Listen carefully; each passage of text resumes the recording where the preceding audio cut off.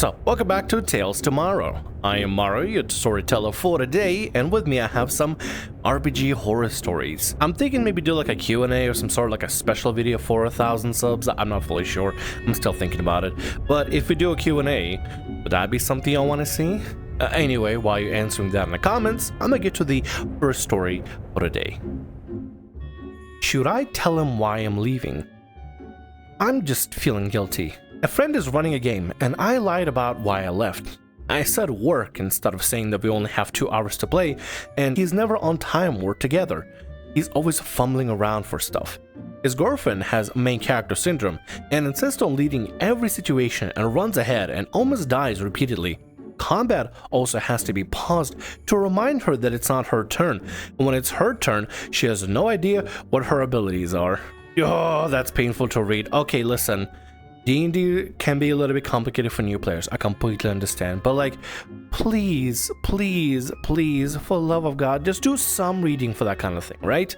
Nothing is worse at the table than when a player literally has no idea what to do with their character because they don't understand what the character does at all, whatsoever, entirely. And it's just, it hurts. It hurts. She also makes everything about her.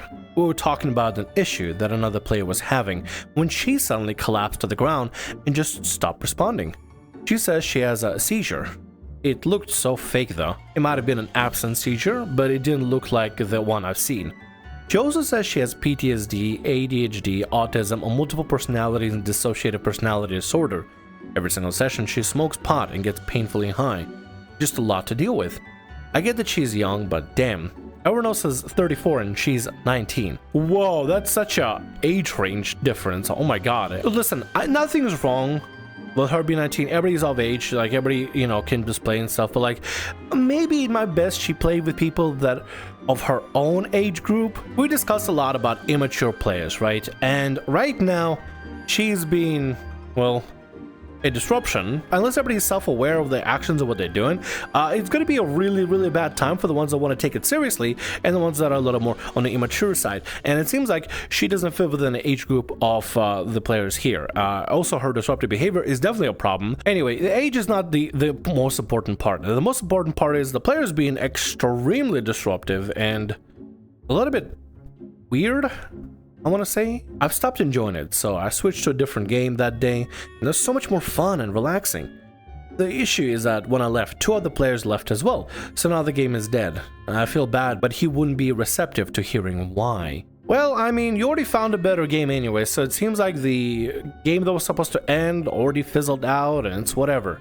The DM is probably going to be pandering more towards a significant other, because the significant other just enjoys the attention, and they probably love giving them attention of that. I don't know, but yeah, we're just going to go ahead and boil it down to, you probably made the right decision, and it's best not to make any more comments. You're in a better game, other players will find other games too. DM and their significant other, they can do whatever they're doing. I don't know what they're doing, honestly. I have no idea. GM revives my character against my will. Trying to keep this short, focused, and brief because everything about this campaign was actually trash fire. Played a game in a big licensed setting a few years ago. I sacrificed my robot character against a frankly OP enemy.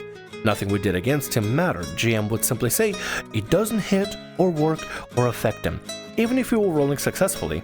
He had us all on the ropes, and I was tired of the fight, so I had my robot character make a big, stupid attack to let everyone else escape, while the baddie held my character down with 1 foot or something. Okay, is this going to be one of those stories where the GM just makes an impossibly immortal character in a mortal BBEG? I hate those. I hate those so much. Like, I get it, right? If you don't want your BBEG to die right then and there, make up some nonsense plot about something happening that, like, I don't know, the cave collapsed, the ceiling went down, they put up a magical barrier over themselves with all this remaining strength, or they disappeared using darkness or something. I don't know. And make up some other ways to do it, and don't just make a character that's immortal. If you literally cannot beat a character, then what's the point of doing this? It's like same thing as forcing a player into a cutscene. Please tell me this DM doesn't just keep their BBEG immortal so their DMPC can come in and rescue the day. I've heard of stories like that. I've seen stories like this. Like physically at the table, I've been witness to that happening. It is the worst. Ugh. GM messaged me, "Are you sure?" And I responded yes. The rest of the night, I unplugged my headphones and folded laundry while the rest of the party escaped in horrific shock. One player tried to do his own big backstory reveal, and no one acknowledged him because no one in the party knew how to react to player death. I reacted by organizing my socks. Made a new character, game went on, not smoothly. GM asked me how I wanted my robot brought back, not if, how. I gave them a simple idea. Staggering back to base beat to hell, memory bank's damaged and doesn't retain data on a party, but maybe clutching something vital to the mission. They agreed, though they asked me a few more times, claimed they had forgotten we ever talked about it. A few IRL months later, less than 10 sessions, we met a mechanic NPC. She led us to a back room to meet her new project. To all of our surprise, but mostly mine, there is my robot. The GM emphasized that it looked in better condition than the party had ever seen them. Their memory banks were perfect, except for the moment of their death, and they'd just been hanging out with this mechanic, just relaxing, with no goal in mind or desire to return to base. The DM then made me roleplay as my newly repaired robot, with absolutely no idea as to why my sarcastic workaholic espionage and assassination robot was content to lounge aimlessly in some random mechanic shop. I was off my game, confused and unhappy. Yeah, I think anybody will be confused and unhappy. What the hell, DM? If a player decides they want to have the player go out in a big blast of whatever, then let them. Just let them. And let's say, for example, there's a chance to revive them. It should be up to the player to do so and decide how this will be. I mean, the DM is clearly asking the player, are you sure? Do you want to bring your character back? We can make it work. Then why are you ignoring the whole like walking back to base thing and just giving a whole other thing? The DM is literally just hijacking someone's PC, someone's player character, and just deciding what the player character would do. That, you know what it is? It's basically getting someone's player character and just making it not theirs anymore. That is a great way to just like take someone's player character, resurrect them, puppeteer them as a corpse, and just be like, okay, well, it's my character now. There are moments where, let's say, for example, I have a character and they die, and I'm like, yeah, DM, if you want to revive them to use them for like story reasons, that's completely fine. I'm just gonna focus on this other character. That'd be fine. That'd be a whole other story. But that's not happening here. That's not happening here at all. It seems like the player themselves are surprised. Why do bad DMs do these sort of things? Dude, all you have to do is just check with the player. Check with the player. Ask the player what they want to do. Let's keep going. The party was happy to see my robot, even if the relationship with the party had always been professionally tense and bitter. It honestly felt like they wanted me to roleplay as a bad fan fiction version of my robot spy in the moment. Yeah, it feels like the DM wants that to happen. The DM wants him to just like be like, just here's a character back. I redid a bunch of things about him. Here's a script. Here's a character back. No, it's not the character anymore. You can't just do that sort of thing. You know what it is? It's gonna sound gross, but it's the equivalent of, let's say for example, you have a hot dog, right? And you decide to be nice with your buddy, and you're like, hey, take the one half and you take the other half. We can like split it down the middle. I got like a knife, we can cut it in half. And the buddy just grabs the hot dog, spits on everything, takes a bite out of one, and it's like, here you go.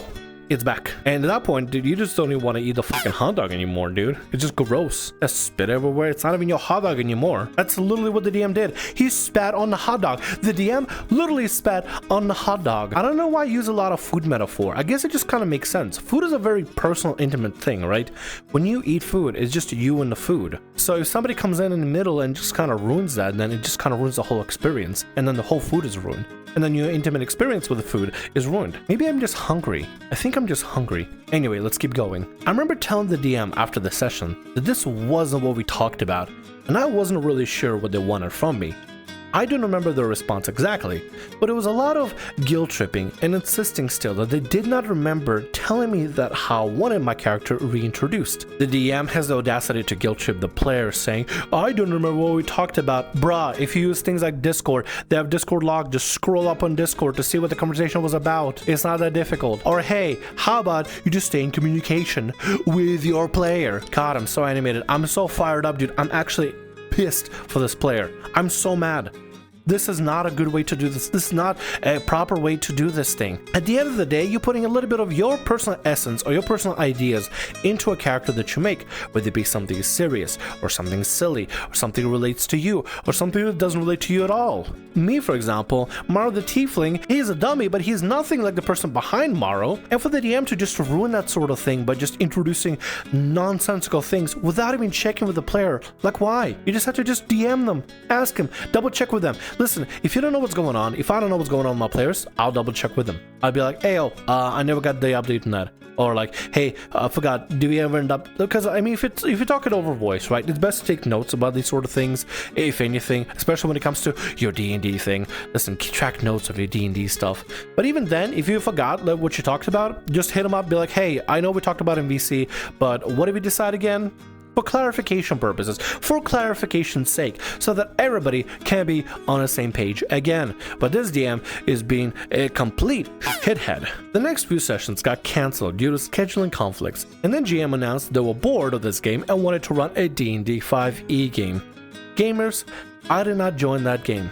The GM repeatedly pestered me to join, sent me invites, and told other players I'd be joining in spite of my clear refusal.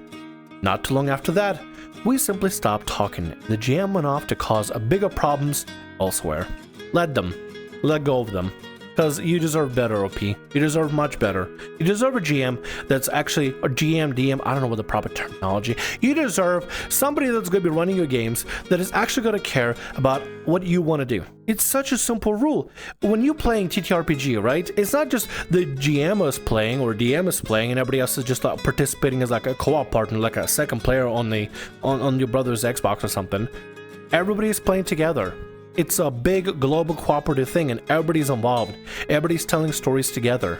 It's not just DM thinking of stories to bring into the players and players are just consuming it. Everybody's interacting. Everybody's telling a story together. I don't know. Maybe I'm just getting too personal about this sort of thing. Well, I mean, like, this is just a really terrible way to go toward the player, man. I'm sorry, OP. And with that, that's going to be all our stories for today. I want to thank you very much for watching and thanks so much for being here. If you like what I do, consider subscribing to the channel and leaving a like. Also, if the RPG Horror Stories ever goes down or if you want to submit your own personalized horror story, email is down in the description below. I'll see you again in more Tales Tomorrow. Bye-bye.